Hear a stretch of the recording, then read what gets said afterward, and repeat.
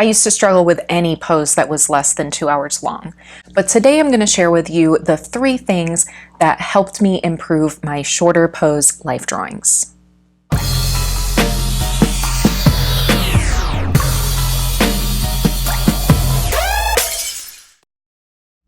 I have always been a long pose kind of gal, so I tend to work slowly, and I personally value in my work accuracy and observation more than I do gesture and expression. So for me, a 30-second pose is just not going to give me satisfying results compared to longer poses. But I still want to be able to capture something that I like in shorter poses. So what I'm going to be talking about today isn't necessarily something gestural. So typically what I find is that in most situations, people consider 30 seconds to 1 minute a gesture, and then something like 20 to 30 minutes to be a long pose. But here in my studio, I have a little bit of a different definition. So definitely 30 seconds and 1 minute is a gesture. And I would even say that for me, 5 minutes, maybe 10 minutes could even be a gesture. I consider 20 minutes to 40 minutes to be a medium pose. So in my definition, with that time frame, you have more time to look for accuracy. I really don't have a lot of time when there's only 1 minute to get accuracy. Then I'm really trying to look at some curves and some flow in the figure. But when I have 20 minutes to 40 minutes, I still can go slowly enough to observe and get an accurate drawing, but I don't have the time that I would have in a long pose in order to create an envelope, lay out a plan, make sure my proportions are good before moving into contours and shading. I don't have time for all that. So I can't do that typical method that I like to teach. If you want to know more about that method that I like to use for long poses, I will include a link in the description below. But I still have some time to make some judgments. So that's what I'm going to be focusing on today, how to tackle that 20 to 40 minute time frame when you have enough time to observe, you have some time to get some shading done, but it's not enough time to really make a plan first. What I want you to do today is, after I give you these 3 aspects to focus on, or these 3 steps to go through in a 20 to 40 minute pose, is I want you to give it a try. And if you do, go ahead to Instagram, post an image there, and then tag me at School of Realist Art, and I will comment on your image and I will share it. I really want to see what you guys do with these 3 steps, and I really want to hear, do you like it? Does it make an impact in your work? Does it work for you the way that it's worked for me? Let me know. I want to hear. And if you want to dive deeper with me on figure drawing, go to the link in the description box below. It's schoolofrealistart.com/figure drawing academy, and sign up for my waitlist. If you sign up for my waitlist, you're going to get some behind the scenes information about the course. You may even be able to make your voice heard and let me know what you want to see in the course, or vote on different aspects of it. And you'll be the first to have the opportunity to register when the course opens for registration. So today, as I go over these 3 steps with you, I am going to be showing you a demonstration, and this is the image.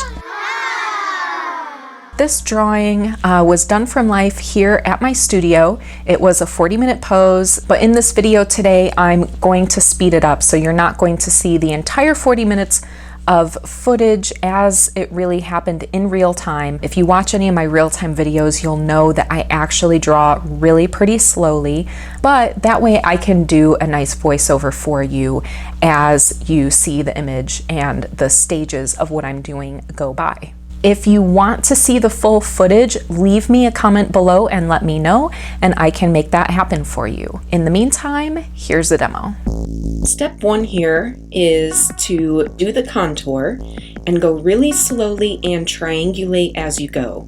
What I mean by triangulation is, as you are creating your contour, keep stopping and looking at various points on the figure in order to understand if your proportions are correct. So what you want to do is you want to look at your starting point and your ending point of the section that you're drawing, take a pause and look at two unconnected areas. So for example, if you're trying to locate the navel, you might want to both look at the breast and the hip and decide how much distance from the hip to the navel and how much distance and what height in comparison to the breast is the navel.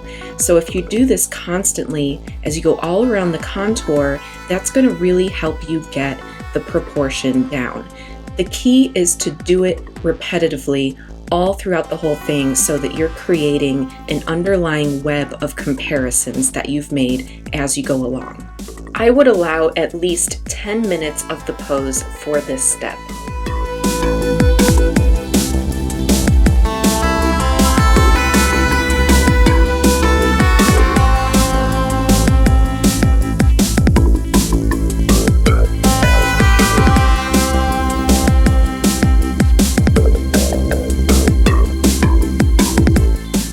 Step number 2 is to create a clear outline around the shadow.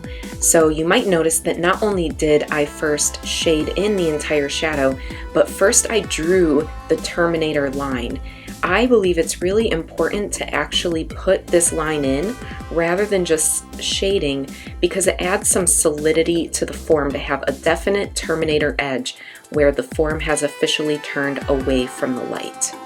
Also, this information can help you later if you're trying to add additional information after the model has left. It's good to know exactly where the turn of the form was. The separation between the light half and the shadow half is the biggest factor in determining the roundness and the form of your subject. I would allow about 2 minutes for this. It shouldn't really take very long, and you can do it at the same time that you're creating the contour.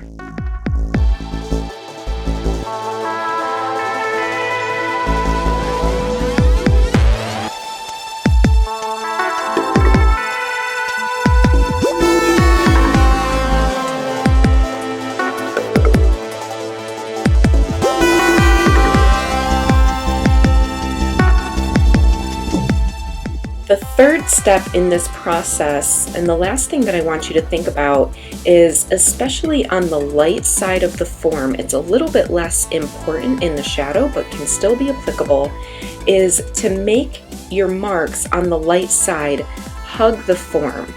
So this takes some knowledge of what the surface of the figure is like, and one of the things that I recommend you do to study this is to do, like, on top of a photograph, a little kind of elevation map of a figure. So draw lines going around the figure as if you were a little bug and you were traveling around the form. What kind of a path would you leave behind?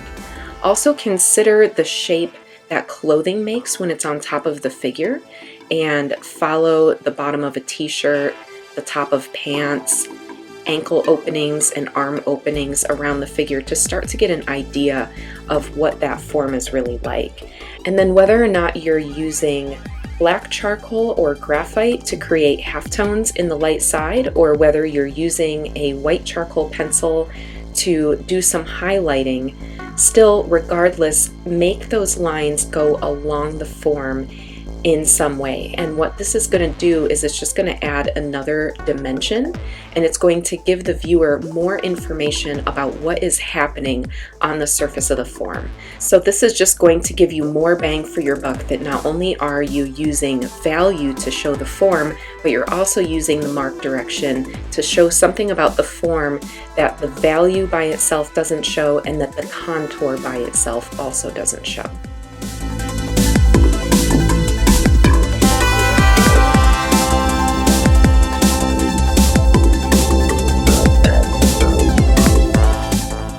So there you have it. I wanted to keep it short and sweet so that it's easy to implement in a drawing right now. Step 1, take it really slow with the outline and triangulate as you go. Step 2, create a clear outline around the shadow shape. And step 3, make all your marks on the light side hug the form.